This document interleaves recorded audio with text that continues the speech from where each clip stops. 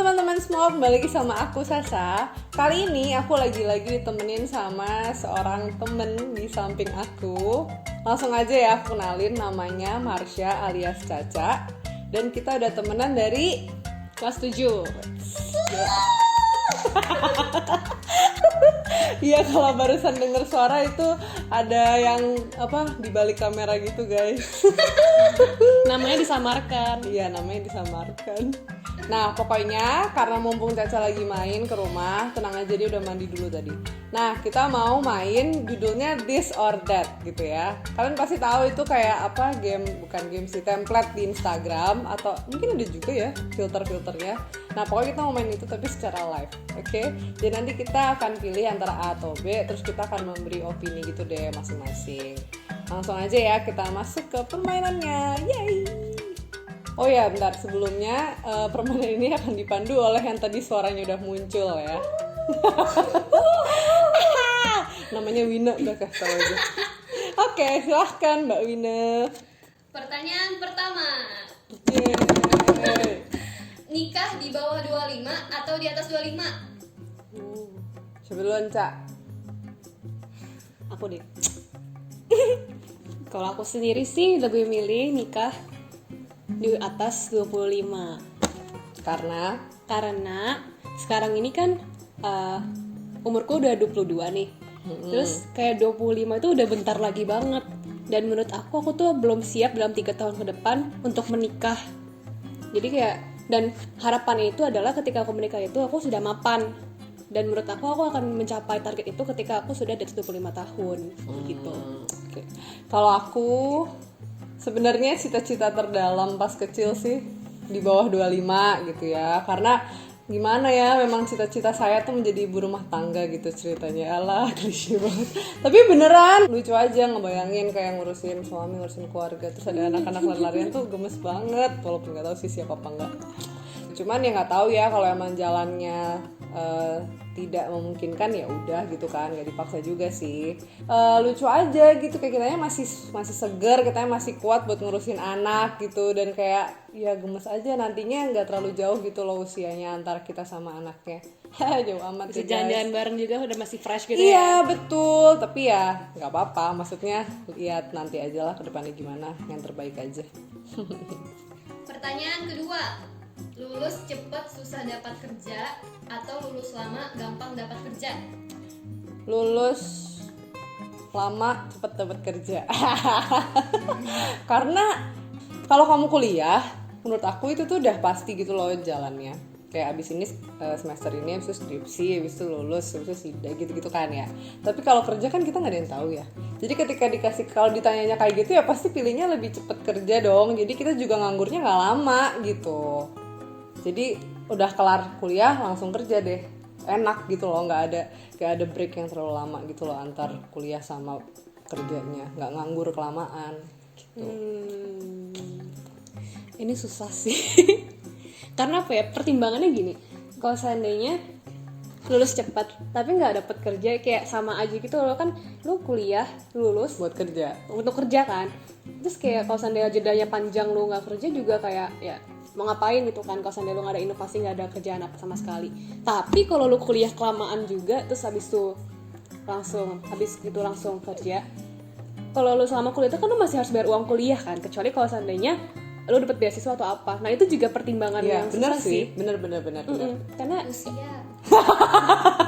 usia juga kos kayak ya sih, sulit ya, banget make gitu sense, make sense. Tapi ya itu bener, pertimbangannya sulit sih, karena kalau cepet tapi nggak dapet juga iya ya kosong juga, maksudnya nggak ada yang masuk juga nggak sih, dan akan sedih juga gitu. Jadi mendingan cepet lulus, cepet dapat kerja. iya. Cuman Tidak menjawab. Memilih untuk tidak menjawab keduanya gitu. tapi kalau sekarang aku disuruh milih, pikirannya Iya. sih ya cepet lulus, kerjanya nanti. Tapi di dalam rentang belum kerja ini ya lu cari usaha sendiri, kayak ya jualan apa Oke. kayak yang bisa yang di belakang menghasilkan kamera duit. biasa aja. Dia selebrasi barusan guys. Gitu ya, pokoknya pasti ada jalannya lah, tinggal kita Iya, gimana milih yang terbaik lah ya. Tapi ini bagus ini, ternyata opini dia lebih bagus. Ya ampun, gue berasa salah jadinya. Gak apa-apa sih, cuman ya intinya gitu ya, harapannya kita bisa sama-sama yang terbaik lah ya. Amin. Pertanyaan ketiga, sering berantem kecil-kecilan atau jarang berantem, sekalinya berantem tapi gede? Caca dulu. Aku tuh tipenya nggak suka berantem sih. Ya bener gak? Bener Iya kan? sih, bener. Tapi ya untuk beberapa orang terkadang emang ya sekali berantem. Dan emang kalau sekalinya berantem itu permasalahan yang dibawa tuh emang cukup berat. Atau kadang-kadang mungkin akunya suka melebih-lebihkan gitu sih supaya kayak drama-drama gitu. Kebanyakan nonton. Jadi kalau seandainya disuruh milih, aku lebih milih Berantem kecil atau jarang berantem, sekalinya berantem jarang gede? berantem tapi sekalinya besar. Kenapa? Ya mungkin pikirannya sekarang karena kalau seandainya lo terlalu sering berantem, ntar bawaannya kayak kenapa sih hubungan aku berteman sama dia atau sama pasangan atau sama siapa kok apa-apa berantem mulu sih, kayak nggak sehat banget nih hubungannya. Tapi kalau seandainya emang lu berantemnya cuma sekali aja gitu, jarang-jarang meskipun itu besar, ya mungkin emang itu hal yang patut untuk dipertanyakan, dipermasalahkan. Jawabannya bagus banget. Ya tergantung sih. Sumpah gue jadi semua di jawaban otak gue salah lu, salah lu tuh salah. Gira mendadak. Tinggal gimana kamu tuh menanggapi permasalahan itu. Gue potong, maaf ya, nggak kuat. Ya gitulah pokoknya ya. Serius guys, bagus banget jawabannya. Ternyata temen gue sedewasa ini coba. Nggak tahu aja. Oke, kalau aku agak beda sih sebenarnya. Kalau aku, aduh tapi jadi salah, enggak ada yang salah ya, nggak ada yang salah, ingat tidak ada yang salah. Ini Ya betul, beropini. Terima kasih Mbak di belakang kamera. Kalau aku berantemnya kecil-kecilan tapi sering, tapi nggak sering banget ya, maksudnya lebih sering daripada Caca mungkin gitu loh. Soalnya aku nggak bisa ngadepin kalau orang yang bakal meledak, buar gitu kayak, aduh, bisa-bisa ketika itu meledak, gue lari gitu loh. Rasa-rasanya aku nggak suka konflik yang benar-benar udah memuncak gitu. Jadi selama itu masih bisa diselesain pelan-pelan, mendingan pelan-pelan. Jadi nggak mendem buar. Karena kita nggak pernah tahu ketika meledak apa yang terjadi. Dan itu terlalu menyeramkan aja sih di bayangan aku. Jadi mendingan kalau ada, makanya gue selalu bilang kan, Ca, kalau lo nggak suka sama gue langsung bilang aja. Jangan kayak diem tahu gue dijauhin gitu loh. Karena biar kalau ada masalah apa-apa tuh langsung dikelarin, langsung enak. Jadi gue nggak terlalu takut sama namanya berantem, asalkan ya ini kayak tinggal baikan aja lah. Ya kalau lu ada masalah dikelarin gitu. Ternyata nggak jelek-jelek amat jawaban gue. Lanjut. pertanyaan keempat, punya satu hal yang expert banget atau banyak hal tapi standar aja? Punya satu hal yang expert. Kenapa tuh? Karena menurut gue ketika lu kerja atau apa ya istilahnya, kalau gue maunya ya karir gue tuh di sini misalnya di people development ya udah di situ gitu. Jadi gue akan jadi expert banget di situ dan akhirnya ya udah bener-bener fokusin karir gue di situ. Jadi jelas gitu loh. Karena kalau misalkan banyak tapi standar ya lu menclok. Bayangan gue adalah nantinya lu akan kalah dengan yang dia expert di bidang itu.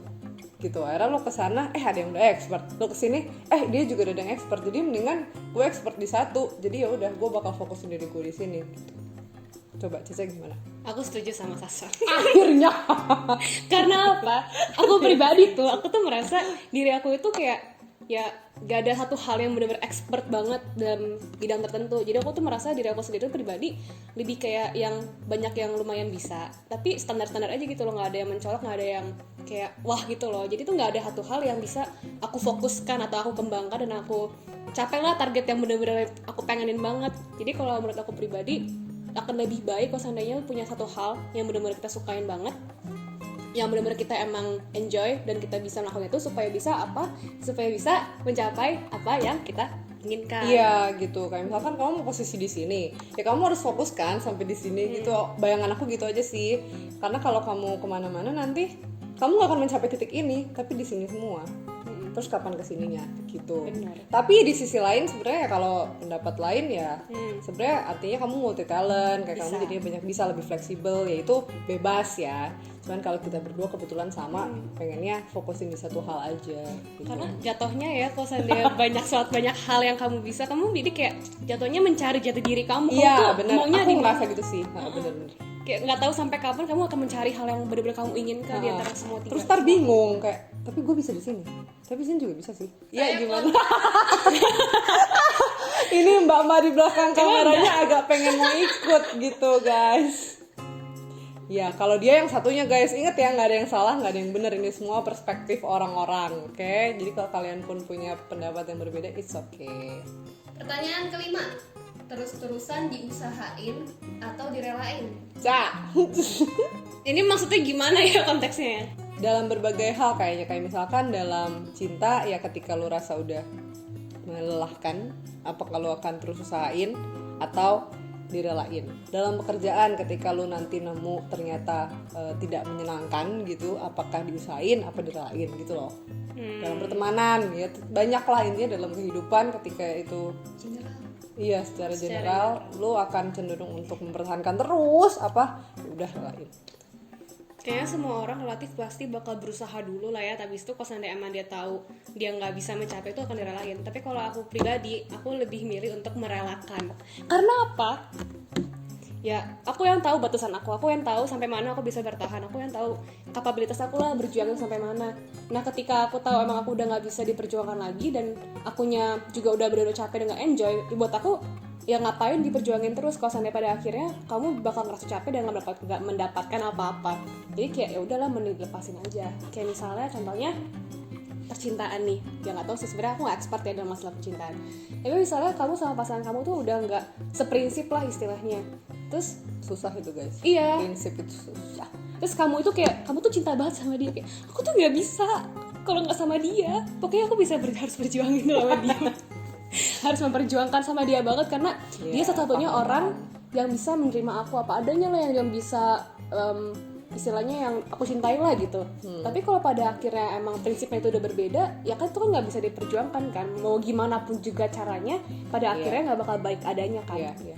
Kita tuh harus tahu sampai batas mana kita memperjuangkan itu. Tapi kalau aku pribadi, aku akan lebih cenderung memilih untuk melepaskan. Mungkin kalau kata orang bisa jadi aku kayak pasrah-pasrah aja sih banyak. Kok nyerah sih gitu. Ada yang ngomong gitu kan pasti. Iya betul. Tapi ya kalau emang udah pasrah ya berarti emang buat aku udah nggak bisa memperjuangkan itu. Kayak gitu sih. Kalau Sasa? Sama sih, sama banget. Karena gimana ya, kadang ada suatu hal yang memang tidak seharusnya tinggal di hidup kita masing-masing gitu loh. Ada yang meant to stay, ada yang meant to live gitu kan. Dan ketika emang itu suatu hal itu tidak seharusnya stay di hidup kita, mau diapain nggak bisa stay gitu. Kalaupun kamu maksain dia buat stay, kamunya yang bakal sakit hati, kamunya yang bakal frustasi sendiri, dan ujung-ujungnya nggak sehat, nggak bawa bahagia, nggak bawa berkat. Jadi bener banget sih, kalau aku setujunya pokoknya selama gue udah ngasih yang terbaik, oke. Kalau emang udah nggak bisa, berarti memang bukan jalannya gitu loh. Tapi harus ngasih yang terbaik dulu, bukan yang kepentok dikit ya udah ganti deh, nggak kayak gitu. Cuman bener-bener itu kayak tadi Caca bilang, tahu batasnya. Dan ketika kalau memang lu udah mencapai banget batasnya, berarti kan udah ngelakuin yang terbaik dong. Nah, kalau memang keadaan yang tidak bisa berubah, ya udah mungkin memang itu saatnya untuk merelakan gitu. Karena tenang aja guys, kita punya bagian kita masing-masing kok. Pertanyaan ke-6, berpikir kritis atau kreatif? Kreatif. Kritis. Kenapa tuh Gun? Kreatif ya, karena gini, kalau di pandangan aku kreatif itu berarti lu juga ada kritisnya. Kenapa begitu? Karena gini, ketika lu berpikir kreatif, lu ngeliat masalah, lu bisa pikir berbagai cara gitu kan untuk menyelesaikan masalah itu. Dan ketika lu bisa menyelesaikan masalah ini dengan berbagai cara, itu artinya lu juga kritis, karena berarti lu juga bisa menganalisis setiap solusinya. Jadi menurut gua kreatif itu tingkatannya melewati si krisis ini, karena melewati si kritis ini, karena ketika lu kreatif, lu juga kritis gitu. Lu nggak akan bisa berpikir kreatif dengan baik dan benar kalau lu nggak bisa menganalisis sesuatu hal itu dengan kritis gitu. Kalau menurut aku gitu. Coba Cak, kenapa kritis? Sebenarnya kalau dalam pikiran aku, kritis itu kan berarti dia seseorang yang bisa berpikir lebih dalam, lebih detail, dan bisa mengambil keputusan mana yang paling tepat dalam kondisi tertentu kan. Dalam kehidupan itu tuh semua tuh nggak pasti, semua tuh serba probabilistik Ya benar sih. ya, pokoknya serba ada kemungkinan semua gitu loh. Nah, jadi tuh kayak kenapa aku bilang berpikir kritis, karena ketika kita dihadapkan dengan situasi tertentu, kita tuh nggak, kadang-kadang suka bingung kan, harus bisa memilih yang mana yang paling baik untuk kedepannya. Kalau kita nggak bisa berpikir kritis, kita nggak bakal bisa menganalisa gimana kalau kita pilih yang ini kedepannya bakal gimana, pilih yang ini nanti apa dampaknya apa, kita tuh nggak tahu. Tapi kalau sedang kita bisa berpikir kritis, artinya kita bisa tahulah mana yang paling baik yang bisa kita pilih biar kedepannya itu lebih baik lagi. Selain itu aku juga mikir kalau kreatif itu lebih bisa dipersiapkan, dalam artian kayak misalnya kita mau melakukan suatu proyek bersama nih, terus kita punya tim kan. Nah kreativitas itu bisa datang dari semua orang yang ada di situ, jadi kita bisa kayak mengumpulkan ide lah dari kreativitas itu. Tapi seorang ini, apalagi pemimpin ya, dia harus bisa berpikir kritis dari ide-ide yang ada itu, mana yang paling baik yang bisa dijalankan di proyek itu, kayak gitu sih. Iya. Paham sih, karena pandangannya Caca beda gitu. Maksudnya makna kreatif gue sama makna kreatifnya Caca beda. Tapi dua-duanya bener. Nggak ada salah. Oke, lanjut. Pertanyaan ke-7, ninggalin atau ditinggalin? Coba kalau gue Kalau aku ya, ditinggalin. Sebenarnya nggak dua-duanya, cuman kalau suruh milih ya ditinggalin. Karena aku nggak bisa membayangkan diriku, gimana ya, gue jadi bingung juga dengan jawaban gue. Aduh, nggak bisa milih. Dan lihat gue. Gimana ya, aduh ya ampun, berat banget Cak, lu dulu deh. kalau disuruh milih susah, tapi kalau saya berdasarkan pengalaman kalau berdasarkan pengalaman sih yang pernah aku lakukan adalah ninggalin. Gak boleh. Kalau aku sih kayaknya lebih milih ninggalin sih. Kenapa? Ya sebenarnya nggak dua-duanya, cuman kalau disuruh milih ya lebih baik aku yang ninggalin, karena aku tuh orangnya cukup idealis, terus kayak ya Kalau udah ya udah gitu. iya, kalau udah ya udah gitu. Tapi kalau perlu ditinggalin Sulit. juga, ditinggalin juga ya udah. Mau gimana? Tahu juga nggak bisa dipaksain kan. Aku bukan tipe yang bakal kayak memohon-mohon jangan ninggalin aku. Nggak bakal gitu. Jadi kayak daripada aku yang harus kayak merasa gimana ya udahlah ninggalin aja. Nggak tahu sih. Ya kalau bisa mah nggak dua-duanya. Mungkin ini bukan keinginan sih, cuman kayak otomatis aku akan lebih condong ke ditinggalin. Sedih banget gila. Cuman maksudnya karena gimana ya, kalau ditinggalin tuh aku mikirnya oke, berarti memang dia nggak mau, misalnya nih dalam soal percintaan atau pertemanan deh gitu, dia nggak mau temenan sama aku, terus dia ninggalin aku kan, berarti gue bakal mikir oke, fine, berarti gue bukan buat dia bukan buat gue gitu. Dan gue nggak akan ada rasa bersalah yang gimana gitu loh, karena ya memang dia yang memutuskan untuk meninggalkan gue. Dan mungkin gue juga gak akan terlalu sakit berkepanjangan, karena gue bakal mikir ya berarti memang kita gak seharusnya untuk temenan atau gak harusnya menjalin hubungan yang spesial aja, berarti gue sama dia gak click for each other gitu. Tapi kalau ninggalin kayaknya bakal berat banget, soalnya kayak pikiran aku tuh terlalu banyak gitu loh kalau mau ninggalin orang. Kayak anggaplah ya, makanya kayak aku berantem sama temen kan, itu gak mungkin kayak langsung yaudah gue gak mau jadi temen lu, gak bisa. Karena kayak kita pasti punya memori, kita pasti punya, dia juga baik kok, nggak seburuk yang kita pikir saat kita berantem, ya nggak sih? Jadi terlalu banyak pertimbangan yang akhirnya mungkin akan bikin aku sulit untuk meninggalkan seseorang. Jadi kayaknya aku bakal milih tuh tinggalin. Jadi kayak ya udah, lu nggak mau sama gua, berarti memang kita nggak cocok aja. Emang hati teman aku ini lemah lembut ya. Kok gue kedengeran kayak jahat ya jadi. BTW ini ninggalin itu bukan ninggalin dalam artian kayak gak cocok buat gue. Enggak gitu ya, maksudnya kayak ya kalau emang udah mentok gitu kan. Iya, kayak udah gak, maksudnya dia juga udah gak nyaman, aku juga udah gak nyaman, tapi sama-sama gak ada yang berani untuk ninggalin. Yang mending aku yang ninggalin aja duluan daripada kita memaksakan gitu ya, maksudnya keputusan gitu loh, langsung ngambil oke, udah stop gitu. Nah itu Caca. Ya, tapi itu juga hal yang penting sih, hal yang bagus guys sebenarnya. Karena kalau nggak kamu akan sakit terus kalau kamu nggak bisa memutuskan untuk stopin satu hubungannya, nggak? Pertanyaan terakhir, lingkaran pertemanan besar atau kecil? kecil. Asik. Kenapa, Ca? Karena apa ya? Buat aku tuh seorang teman itu, atau bahkan sahabat ya, tergantung definisi dari kalian masing-masing. Seorang teman itu, ya ini klise sih, kayak semua orang pasti ngomong gini, seorang teman itu nggak akan cuma ada ketika kita suka doang, tapi selalu ada ketika kita juga merasa duka atau sedih. Dan menurut aku tuh itu bukan hal yang bisa kita dapatkan, atau mungkin sangat sulit didapatkan apabila kita berada di circle yang sangat besar di antara teman-teman yang banyak. Karena cenderungan itu kalau kita di circle yang besar itu ya kita bakal have fun bareng, bakal rame-rame senang-senang bareng, tapi kita nggak akan benar-benar secara personal yang deket banget itu ikatannya. Dan apabila kita nggak merasa dekat banget ya kita nggak akan bisa membagi duka yang kita miliki gitu loh. Membagi duka. Iya, karena itu yang aku rasain sih. Karena buat aku ya have fun tuh penting, kayak have fun tuh bisa sama siapa aja, karena semua orang ya masa nggak mau sih diajak senang-senang.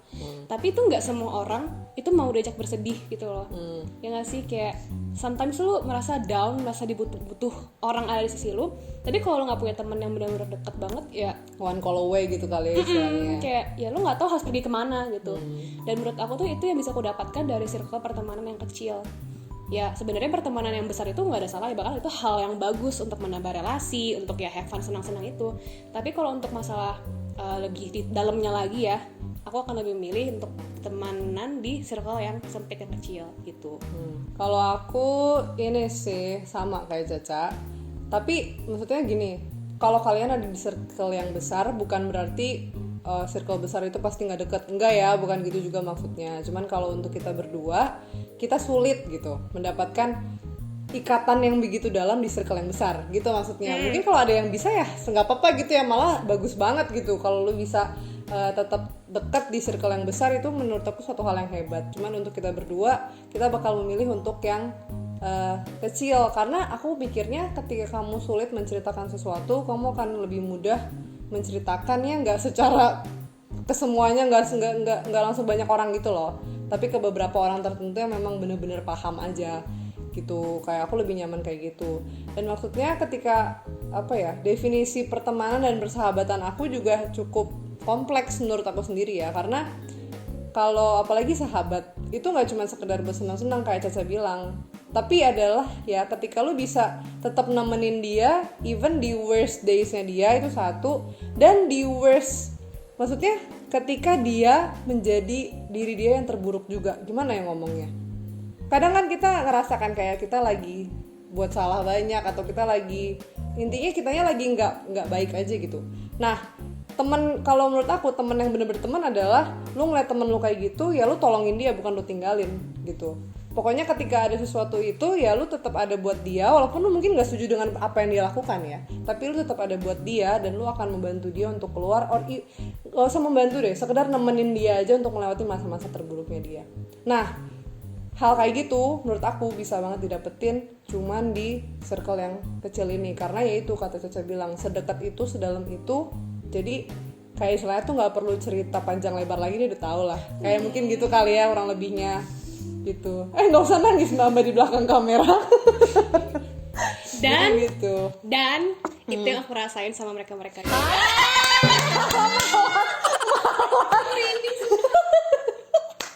Tapi beneran guys, Ya gitu. Jadi ya untungnya sih kita satu pandangan gitu kali ya. Jadi cocok. Mungkin itu juga yang bikin kita cocok karena pandangannya sama.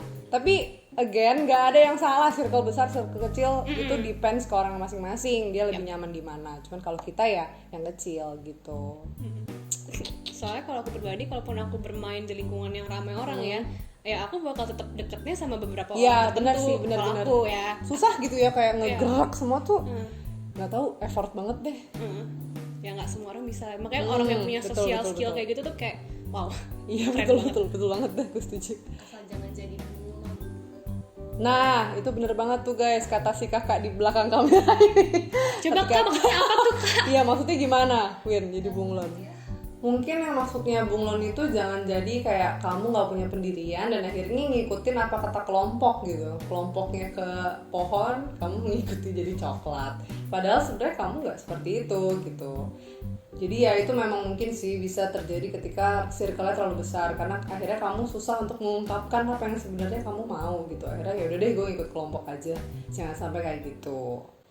Oke deh, selesai. Yeay.